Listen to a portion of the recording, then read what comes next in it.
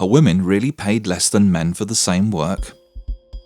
According to the United States Census Bureau, in 2010, the median income of full-time workers was $42,000 for men and $34,000 for women per year, with the female-to-male earnings ratio being 0.81. This means that women earned 81 cents for every dollar their male counterpart earned.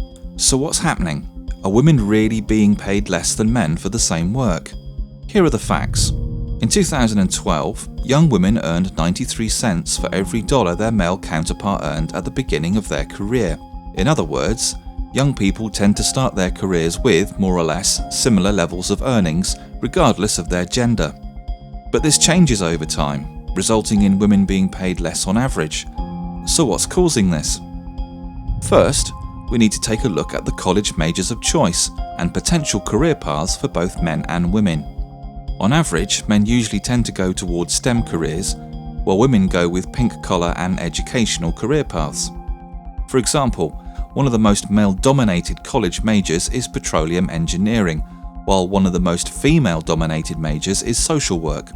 Not only that, but according to the United States Council of Economic Advisors, more than half of the women who begin a science-related career, aka a high-paying job, quit in the middle of their career. Also, unlike the fathers, the careers of most mothers tend to be disrupted by motherhood, with 27% of mothers quitting their jobs to look after their newborn baby. All of these factors negatively affect the overall female-to-male earnings ratio, and if women were actually paid less for the same work, most businesses would primarily employ women to minimize personnel expenses. Now, this does not mean that sexism in professional life doesn't exist, but the case of women being paid less than men for the same job takes the form of women working for low-paying jobs rather than being paid less than men.